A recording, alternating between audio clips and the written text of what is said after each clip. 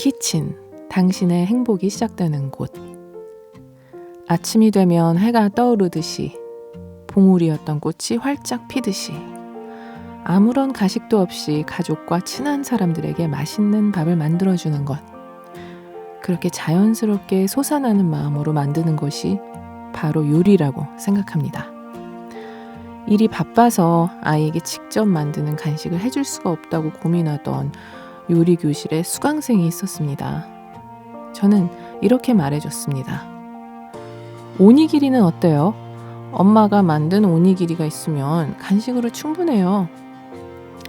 하나 만드는 데 걸리는 시간도 1분이면 충분합니다. 더구나 오니기리는 간편한 데다 훌륭한 요리입니다.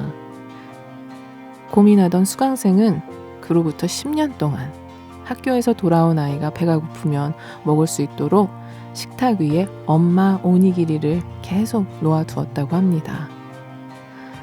그때 너무 애쓰지 않아도 된다는 선생님 말씀을 듣고는 저도 모르게 어깨 힘이 쭉 풀렸어요.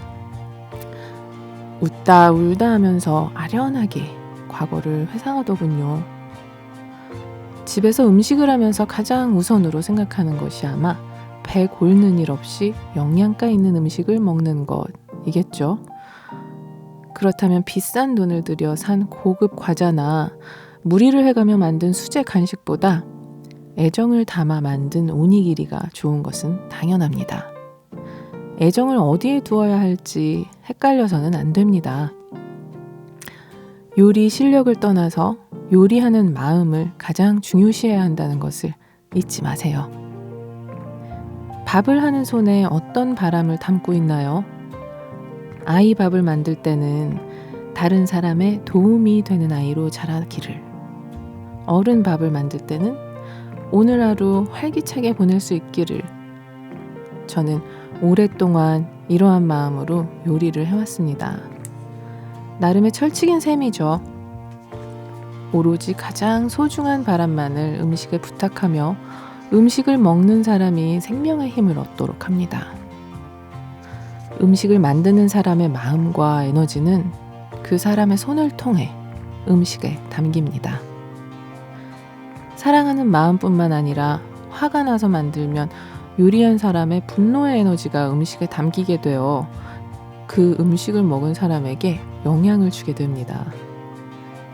기분 나쁜 일이 있는 날에는 맛이 날카롭고 짠맛이 강해집니다. 꽥꽥 잔소리를 하면서 만든 음식은 굉장히 맛이 없어지죠.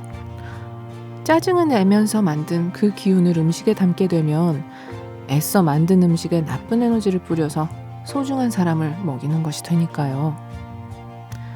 그렇기 때문에 주방에 서는 사람은 피로를 쌓아두어서는 안 됩니다. 맛있는 요리를 만들 수 없으니까요. 힘들고 지친 날에는 단호하게 요리를 포기하세요. 요리는 매일 하는 일이다 보니 조그마한 피로는 무시하기 쉽습니다. 하지만 매일 하는 일이기에 더욱 자신의 몸과 마음이 좋지 않을 때는 자신을 다시 일으키는 시간을 가져야 합니다. 당신의 생명을 위해 더욱 맛있게. 그렇게 기원하면서 키친에 서면 언제나 평온한 마음으로 요리와 마주할 수 있을 거예요. 소중한 사람을 생각하고 진심을 담는 그런 키친이 있는 인생이라면 무슨 일이 있더라도 행복할 겁니다.